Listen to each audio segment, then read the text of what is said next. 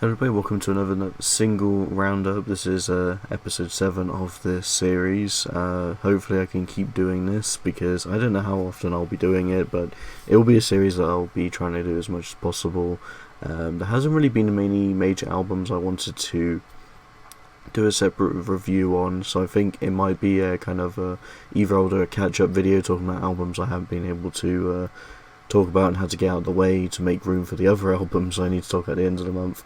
But when we get to December, we're sailing smoothly. There is literally only like 3 or 4 albums I'm planning on reviewing, and then I can work on the big projects, the top 50 albums of the year, top 50 worst albums of the year, and I might even talk about the 2026 revealed albums, because there is quite a bit of stuff, so I might be doing that with my I want to say I want to record it with my mate, but because of internet, that probably might cause an issue. So we'll just see if we get lucky with internet that day. Yeah, we'll go through the worst singles and then kind of work our way to the best stuff and find what is the best track of the week pick. So to start with the worst, we got the new one by Magnolia Park. This is Chasing Shadows. I think this is a B-side from the Vamp record, or this is kind of a new upcoming thing. Feels so close together though, so I'm most likely going to say it was cut off the Vamp record. Good thing too, because while Vamp album wasn't actually that bad, this just kind of was an example of a song that didn't need to exist. It certainly isn't anything memorable or that strong. It just kind of feels like a bland kind of snippet of the whole record, which already had some weakness to it, so I wouldn't necessarily say that was the best thing to kind of weigh out for, but yeah, it's not that good. And we got the new one by Volumes, Bad Habit. They got the new album coming out in December, I believe, December 12th. So Volumes has got I think their 4th or 5th album now, and I can't really say these singles have been great. I've listened to the first single of the record so far, and it's fine. I'm not huge on it, but this one is kind of rough in numerous areas. It feels like a Bring Me the Horizon clone song with more annoying electronic components, weaker songwriting, weaker vocals, weaker chorus. It just doesn't really do anything. I think Volumes is more known for, and I know Volumes has had a lineup change. I think it's lead singer who passed away a few years back, but the way they've been going now definitely is kind of pivoted to a more mainstreamable direction, and I can't really say this is heading to be as exhilarating. It's just kind of a weak step, it sounds like. Moving on to the alright stuff, we've got the brand new single by the Halo Effect, Shoreline. It's not really a single, but the last kind of release, as they've released every song individually off this upcoming EP. We Are Shadows, which is the Halo Effect cover EP. There's some good stuff on there. I think I talked about If You Were Here, which was a cover by Kent, a Swedish band that mainly did songs in Swedish, but a few albums, I think 2 in English, and that was one of the songs that's had an English translation to it.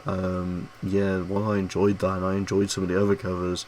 Shoreline was just kind of bland, in a way that it's not bad, but I just don't think this was an amazing kind of new song to wait for. If you listen to every single when it came out, and this was kind of the last bit of it, I think I can understand why people might not be as big on the EP. It's fine for what it is. I just don't think it's that strong of a cover from the original. In the Halo Effect sound, I just don't think this really pushes anything that interesting in my eyes. It's just kind of fine. Bad Omens, Left for Good. This was the new one that everyone's been raving about. You know, when Dying to Love kind of had this breakdown, everyone's like, oh my god, they're bringing the heavy back, and it has this cool breakdown, which I like. Dying to Love. I know the chorus is a bit repetitive, and I know the isn't good, but I honestly think it has got some good redeemable qualities to it. This one's fine. It just feels again like Bad Omens we've had again and again, and this new album cycle is going to probably be the most bland experience of Bad Omens in my eyes. I didn't really care for the Death of Peace of Mind, to be frank. I just didn't really care for the direction they went. It's just kind of like the Bring to the Horizon sound with an industrial metal feel to it. And I kind of like the industrial metal aspect, but I just don't think it pays off when a lot of the songs kind of have this very I guess, formulaic, standard feel to it. And I know the album is very well praised, but I just think early Bad Omens was easily their peak, and they've just kind of nosedived with the success into this more mainstream territory. It's worked out well for them, which is good, but at what cost? You're not really getting songs like Dethrone anymore, or Limits, songs that just generally felt a lot stronger than what we had. The Death of Peace of Mind, it didn't really have as many good songs to me, and I just feel like this is going to be the same case. I don't think this song is that strong.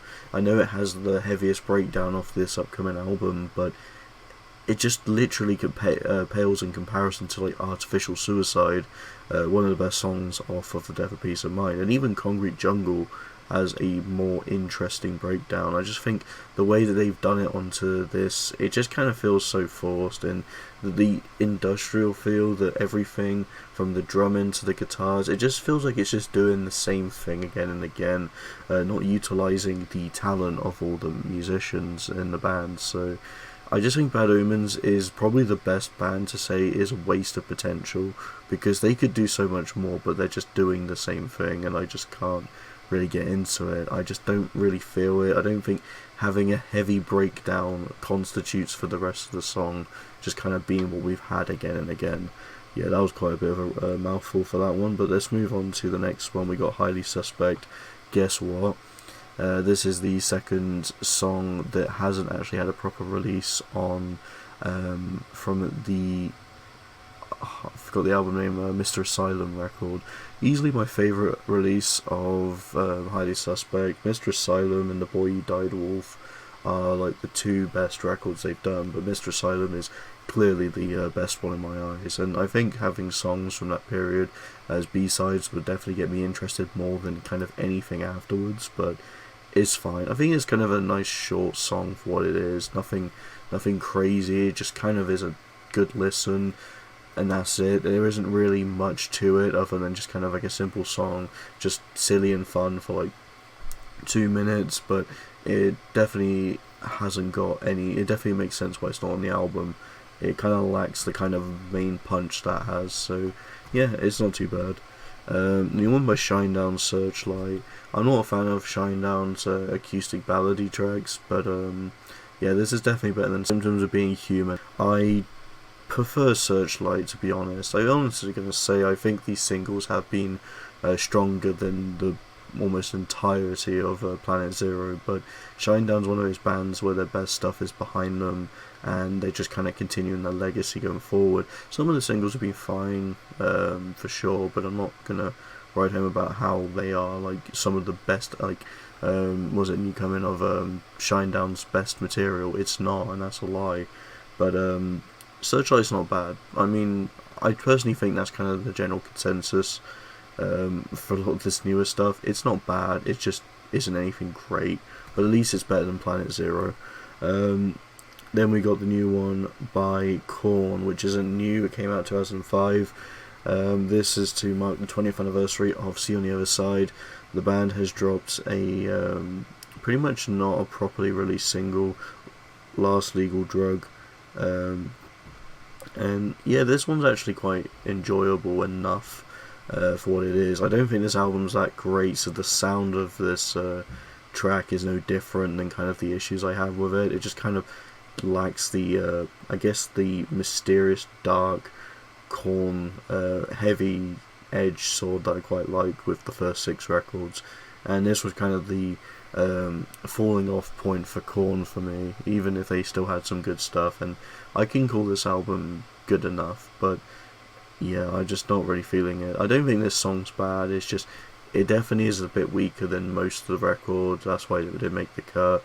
I do like the refrain on it, but there's just not really too much to it. It's just kind of a, it doesn't make a difference if you hear it or not sort of addition. It's there, and that's kind of why it's not a good song for me. It's just alright. Finally, we're going into the positive aspect of the best stuff, so I'm going to start off with Between the Buried and Me, Overture, the kind of bonus track of the new Blue Nowhere records, which I reviewed I think about 2 months ago, maybe 3, I can't remember. I think it's August or September, I think I was listening to it, but Yeah, the album itself is good, but Overture not being on it is quite criminal. This could have easily been an amazing opening track. This had so much potential to be one of the strongest. It has so much of this Overture Dream Theater feel to it. It's very proggy. It pretty much just screams the kind of ambitiousness that stuff like Colors and Colors 2 had, which I think is a cool idea, and I wish we had this on the record. So at least it would definitely hype it up more. Even if it is a good album on its own, it's just definitely a song I think could have benefited from being on there personally. It's kind of a nice interlude, just instrumental only song. It kicks ass. Annisokay, Silent Anchor. Annisokay I've kind of been meh on. It's fine German metalcore, but it's nothing extraordinary in my eyes, and I think this is kind of them doing some better ideas. So this is for the album Abyss, the final chapter, which I had to look into thinking, is the band quitting? But as of what it says, I think the band's continuing, and Abyss, the final chapter, is referring to the Abyss EP saga, where they combined EPs to make an album, which, you know, it is what it is. I think it definitely has the best strengths of some of the best stuff, but I've been kind of hit or miss with some of these singles, so I can't say if it's going to be extraordinary or just kind of be a fine album. But I think this wasn't a single, but from what I've read, this is like one of the only songs that wasn't an album single, so I thought, well, it might as well be a single. It's been singled out, so I'm calling it a single. So yeah, you got that. It's actually quite good. I think this is probably one of the stronger tracks in a while. Definitely got the ambitious and fun ideas of it. Got the new one by BROCO, Euphoria, for the upcoming album Nightmare Trippin', which is coming out 13th of March next year. Yeah, honestly, BROCO are hitting it 4 for 4. I mean, it's a bit concerning that we have like a 10 or 11 track album, and we've had over 4 tracks now, and the album's still got like 4 months to come out, but as long as they didn't release all of them by the point, I'm actually really happy with the direction they've been going. Cellophane was just an insanely fun lead single. It's catchy, it just generally feels like BROCO, and while it has the kind of goofiness to it, it feels like the band's trying to mature the heavier aspect rather than kind of do the silly writing of Amazing Things. And while Amazing Things is probably their best album so far, this probably will easily be their best, just by how great the alternative metal direction has been going for them. Hype Man, I love this one. This one and Cellophane are just absolutely the highlights for the singles. These were both track of the week for me. They were just so much fun. Hype Man is just, again, catchy. It's got some fun ideas. I love the heaviness. I love how aggressive this one gets. Disappear, I don't know if I talked about this one because I stopped doing the single series, but yeah, Disappears again. This one's a bit more of a tamer track. It's not really aggressive, but it fits into the narrative, and it has this kind of serious tone that adds to stuff like Hype Man and Cellophane. And now we're here with Euphoria. This one's catchy again. It's not the heaviest song, but I love the direction they've been going for. The guitar's just being downright a lot more ambitious. It feels like the band's been holding back this direction than they wanted to explore it, and I'm happy they're actually doing it now. Yeah, I feel like this direction of BROCO is insane, and I'm looking forward to this new record. I think it's going to be absolutely incredible, for sure. Lamb of God, we got Parasocial Christ. This one generally feels like classic Lamb of God sounding song. It's got just the absolute aggression. It's got this heavy metal feel of theirs, and it just kicks ass. It generally feels like something you would either have as a single or something that's be a surprise that'll just grip you midway through the album or close to the start. I like this one. I think it's strong, I think it's fun, it's punchy, and yeah, just a pretty good song. Got a new one by Health, Shred Envy, their new upcoming album Conflict DLC, December the 11th. Yep, honestly, I've really enjoyed this. I personally feel like this single, it beats a lot of the Rat Wars releases, or at least tracks, and I haven't really listened to much of the singles of this record, but this is the one that stood out to me the most. So yeah, honestly, Conflict DLC could be another insane album. I love Rat Wars, but Conflict DLC could be absolutely insane. So be nice to see it. And this track's just cool. I love the aggression, love the little breakdown they drop into the kind of industrial feel. It's lovely. And then we have Converge, Love Is Not Enough. Yeah, this was actually going to be my track of the week for the whole week, but then one single I just really enjoyed so much I had to put it there, which I feel bad because Converge has made this big comeback after a good few years, and this track it generally is just as dirty and naughty as it go. It's not Jane Doe level of like impressive, but it's still amazing track. Definitely one of the best songs of the week. For sure. This one's just aggressive, it's just so much fun, it's dirty. It's just Converge being Converge, and the band has just always been releasing absolute beast after beast records. So this new upcoming album of Converge next year, also called Love Is Not Enough, will probably be sick. And now let's go into the track of the week.